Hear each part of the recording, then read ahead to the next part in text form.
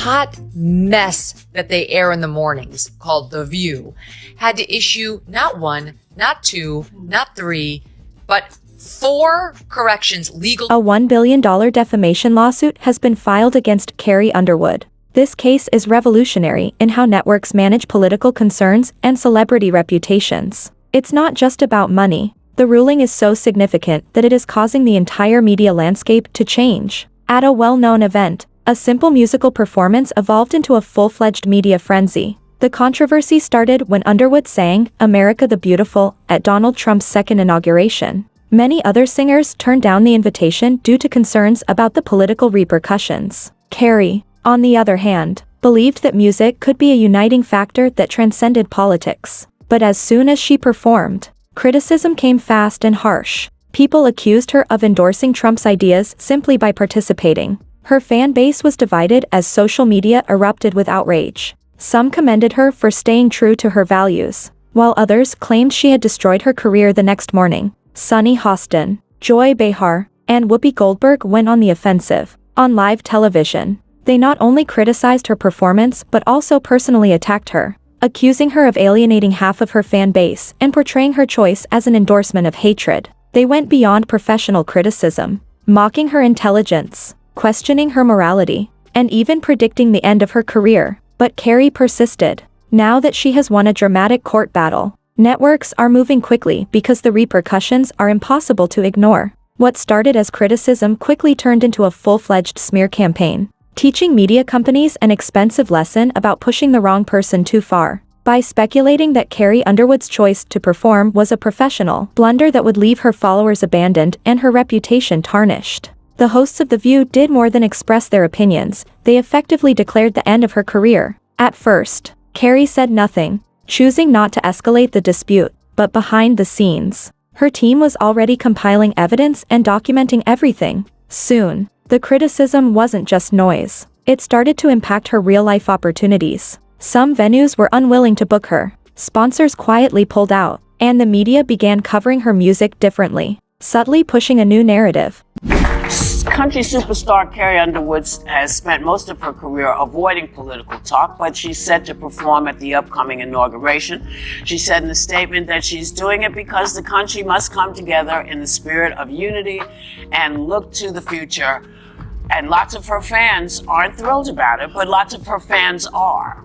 I don't understand how you say you love your country at the same time as you normalize this convicted felon, which I can say now every day. A lot of my family voted for Trump. They love the country and vote for him. I think that people make these decisions for a lot of reasons. Okay, fine. And I would not be the person to say don't do it, because I believe in free speech and everything about it. I personally would not do it. No one's asked me, but that's another story. I would love for you to do a roast at the Trump inauguration. Disney, the parent company of ABC and The View, is one of the world's largest media conglomerates. The battle wasn't just against a talk show, it was against an industry giant. Seeing the real damage being done, Carrie took action and filed a $1 billion defamation lawsuit against The View. She argued that they had deliberately spread harmful and false information that jeopardized her reputation and career. ABC's legal team fought hard to dismiss the complaint, claiming that the hosts were merely exercising their right to free speech and political criticism. However, Carrie's team presented concrete evidence in court proving that the statements made on the show were not just angry opinions but reckless, false, and intentionally damaging remarks meant to harm her rather than merely critique her. As the case unfolded, it became clear that this was more than just another celebrity lawsuit, it was a media battle with billion-dollar consequences. Then came the revelation that changed everything. Leaked internal emails exposed the reality. This was more than just a heated argument on live television. Former ABC staff members testified, revealing that The View's producers regularly fabricated outrage and ignored facts to create viral moments. The lawsuit turned into one of the most explosive media trials in history. According to these disclosures, an ABC executive deliberately encouraged the hosts to attack Carrie Underwood, not out of journalistic integrity but to boost ratings. Whistleblowers admitted that management intentionally targeted conservative public figures to stir controversy and drive engagement. The evidence also revealed that ABC worked to blacklist Carrie, barring her from appearing on television. This wasn't just a response to her performance, it was a calculated takedown. Then came the landmark, shocking $1 billion verdict in Underwood's favor. The ruling stunned the courtroom and sent shockwaves through the media industry. It wasn't just a financial disaster for ABC and The View, it was a wake-up call. Suddenly, reckless defamation wasn't just a PR crisis. It was a billion-dollar mistake. After reports of major behind-the-scenes changes surfaced, sponsors grew concerned,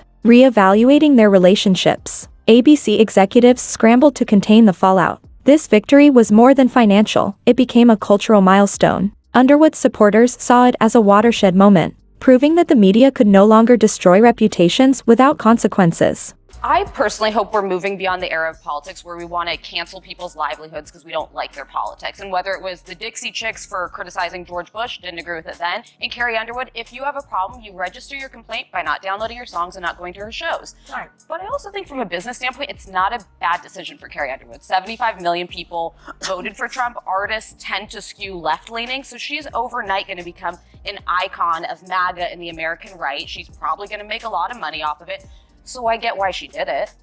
The case also changed the law, setting a precedent that could force the media to rethink its entire approach. Political opinion can no longer be used as a shield for attacks that destroy careers. This ruling sends a clear message: reckless slander has consequences, and The View's future is uncertain. Reports suggest ABC executives are in full crisis mode, considering drastic changes to salvage the show, including firing some of its most controversial hosts. Joy Behar, one of Underwood's most vocal critics, is feeling the heat. Insiders claim network higher-ups are pressuring her to step down, believing her outspoken outbursts have gone too far. It's also possible that Sunny Hostin, whose harsh comments played a key role in the lawsuit, won't survive the fallout. Whoopi Goldberg, usually quick to defend her co-hosts, has been notably quiet, leading to speculation that she may be reconsidering her future on the show. Meanwhile, Carrie Underwood has never been stronger. Her fan base is more united than ever. Concert ticket sales are soaring, and sponsors who once distanced themselves are now competing for her endorsement. Most importantly, she has proven that she won't be intimidated by the media. The View predicted this would be the end of her career, but instead, it became her greatest triumph. This case has sparked a larger conversation about media accountability. How much should talk shows be allowed to spread false information without facing consequences? Do celebrities have the right to defend themselves? Or should they accept criticism without response? Where does fair critique end and character assassination begin? Supporters of Underwood's case argue that the goal isn't to silence free speech but to stop reckless, deliberate misinformation. Some critics fear that this ruling threatens free speech, worrying that celebrities may now use defamation lawsuits to stifle criticism. But irresponsible journalism isn't protected speech, and the consequences are already being felt. Reports suggest that ABC is scrambling to decide whether to cancel The View altogether to prevent further controversy or to brace for more lawsuits from other celebrities.